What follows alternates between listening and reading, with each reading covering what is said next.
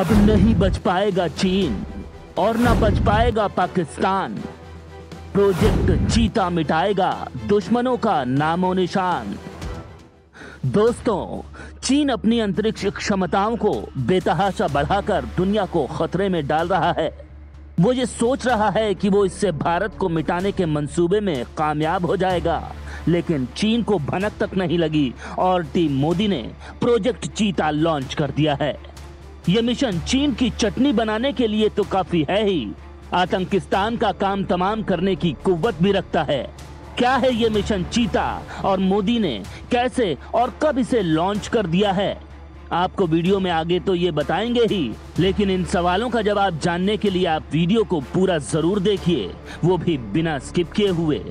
उससे पहले आपको ये बता देते हैं कि चीन द्वारा काउंटर स्पेस क्षमताओं का जिस तेजी से विकास किया जा रहा है, जो कि पूरी दुनिया के लिए भयंकर खतरे की घंटी है, इस खतरे से निपटने के लिए दुनिया की महाशक्तियां एकजुट हो चुकी हैं और इंडो पैसिफिक रीजन में इन्हें दिशा दिखा रहा है हिंदुस्तान।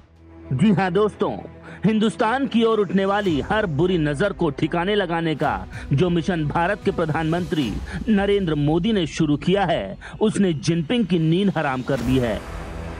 भारत का साथ दुनिया के तमाम अमन पसंद मुल्क देने के लिए लाइन में लगे हुए हैं। इन्हीं देशों में से एक देश ऐसा भी है जिसकी तकनीक का लोहा पूरी दुनिया मानती है। भारत के साथ उस देश ने तो तकनीक साझा करने का कदम बढ़ा ही दिया है, साथ ही अमेरिका ने भी टेक्नोलॉजी ट्रांसफर के लिए रोड मैप बना लिया है। दोस्तों, इससे पहले कि चीन की चालबाजियों का मुंहतोड़ जवाब देने के लिए उठाए जा रहे भारत के इस कदम की डिटेल आपको बताएं, साथ ही प्रोजेक्ट चीता की जानकारी भी दें, लेकिन आप उससे पहले ये जरूर जान लीजिए कि जिस टेक्नोलॉजी ट्रांसफर की बात भारत कर रहा है वो आखिर क्यों इतनी महत्वपूर्ण है। इसके लिए आपको लिए चलते हैं फ्लैशबैक में। वक्त था आज से करीब 10 महीने पहले, यानी नवंबर 2020 का। अजरबैजान और आर्मेनिया के बीच करीब 30 साल से चली आ रही जंग अजरबैजान ने जीत के साथ ही खत्म कर दी। अजरबैजान ने आर्मेनियाई सेना को तबाह कर विवादित इलाके नागोर्नो काराबाख पर कब्जा कर लिया।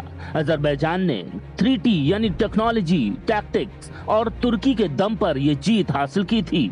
उसने तुर्की के बैराक्तर TB2 और इजराइल के कामिकेज ड्रोन का इस्तेमाल किया और आर्मेनिया की बेहद मजबूत और व्यवस्थित फौज को घुटने टेकने पर मजबूर कर दिए। आर्मेनिया के काम ना उसके टैंक आए, ना आर्टिलरी, न रडार और ना एयर डिफेंस सिस्टम। अजरबैजान के हाथ ड्रोन के तौर पर जो अमोघ हथियार लग गया था, उसने आर्मेनिया के 185 tank, 44 infantry fighting vehicles, 147 tow artillery gun, 19 self propelled artillery, 72 multi barrel rocket launchers और 12 रडार तबाह कर डाले। ये ड्रोन तापमान और इलेक्ट्रॉनिक सिग्नल्स के जरिए टारगेट का पता लगा लेते थे। बैराक्तर और अंका एस ड्रोन 4 मिसाइल 15 से 55 किलो के बम ले जा सकते थे। लेजर गाइडेड मिसाइलें दाग सकते हैं। सीरिया में तुर्की ने रूस के S-300 और S-400 मिसाइल डिफेंस सिस्टम इन्हीं ड्रोन्स के बूते तबाह कर दिए थे। दोस्तों, अब तक आप तो ये समझ ही गए होंगे कि मोदी ने चीन को घेरने के लिए किस रणनीति पर कदम बढ़ा दिया है। जी हाँ, आप बिल्कुल ठीक समझे।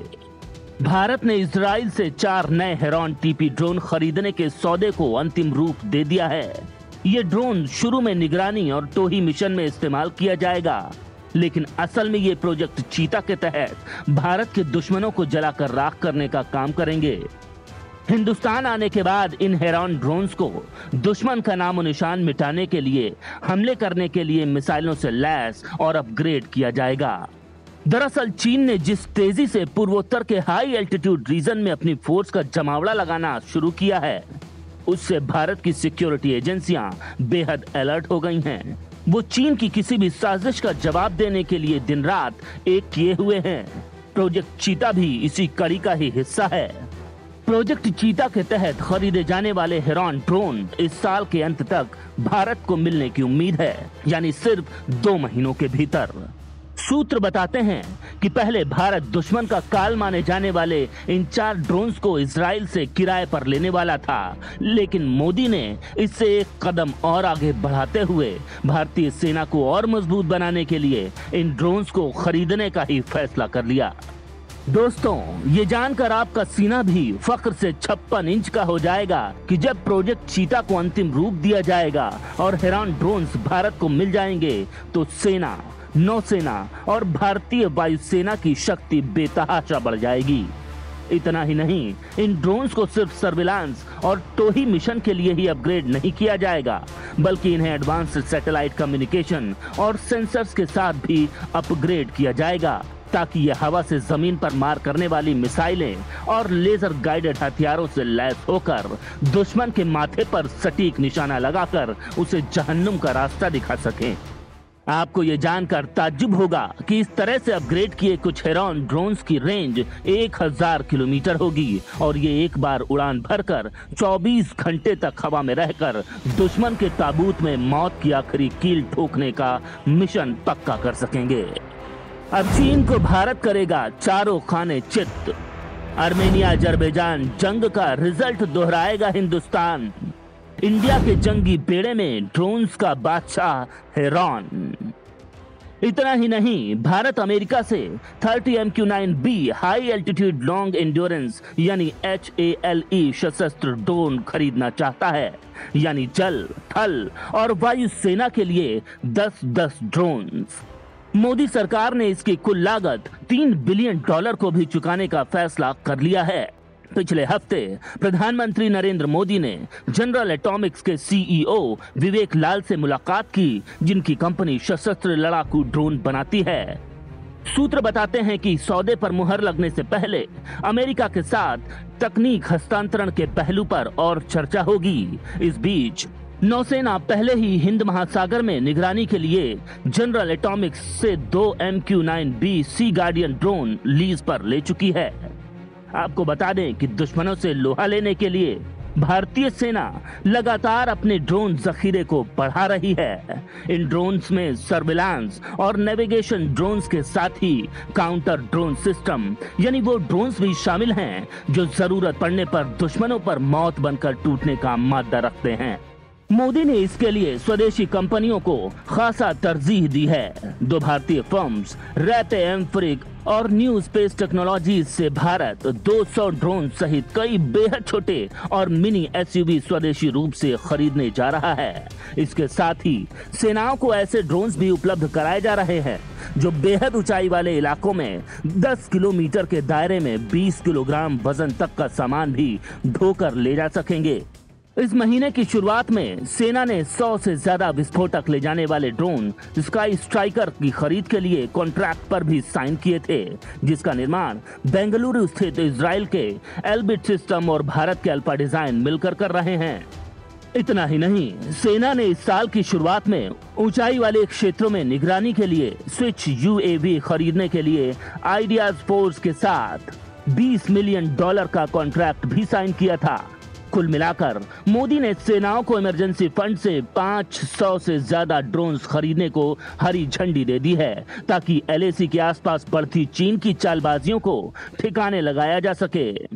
दोस्तों, भारत का फोकस इस वक्त सबसे ज्यादा सरहदों की निगरानी पर है, लिहाजा रक्षा बलों के विभिन्न कमांड स्थानीय फंड का उपयोग करके माइक्रो ड्रोन खरीद रहे हैं। आपातकालीन खरीद के हिस्से के रूप में सेना स्वदेशी फर्मों से लगभग 100 man portable counter drone system और integrated drone detection and interdiction system भी खरीद रही है। इतना ही नहीं, डिफेंस मिनिस्ट्री में हमारे सूत्र बताते हैं कि नौसेना ने भारत इलेक्ट्रॉनिक्स लिमिटेड यानी BEL के साथ एक स्वदेशी व्यापक नौसेना एंटी ड्रोन सिस्टम यानी NADS की खरीद के लिए भी एक कॉन्ट्रैक्ट साइन किया है, जिसमें हार्ड किल और सॉफ्ट किल फीचर्स शामिल किए गए हैं। इसके साथ ही इंडियन एयरफोर्स ने एंटी ड्रोन सिस्टम की सप्लाई के लिए हैदराबाद स्थित फर्म जेन टेक्नोलॉजीज के साथ 155 करोड़ रुपए का ऑर्डर भी दिया है। जब भारत के जंगी बेड़े में ये ड्रोन्स शामिल हो जाएंगे तो दुश्मन को हराने के लिए किसी भी भारतीय सोल्जर को जंग के मैदान में नहीं उतरना पड़ेगा। टीम मोदी दिल्ली में ही बैठे बैठे हिंद कुश की पहाड़ियों या फिर पूर्वी लद्दाख के दुर्गम इलाकों में घुसपैठ करने वाले दुश्मनों को सिर्फ एक बटन भर दबाकर जहन्नुम पहुंचा सकेगी। दोस्तों, भारत द्वारा अपनी सेना में ड्रोन्स को भर्ती करके जंगी बेड़े को और मजबूत करने के इस कदम के बारे में आप क्या सोचते हैं? देश की हिफाजत के लिए हिंदुस्तान और क्या क्या कदम उठा सकता है? आप सच्चे हिंदुस्तानी होने का फर्ज निभाइए और कमेंट बॉक्स में लिखकर अपनी बात हमारे जरिए सरकार तक पहुंचाना हरगिज मत भूलिएगा।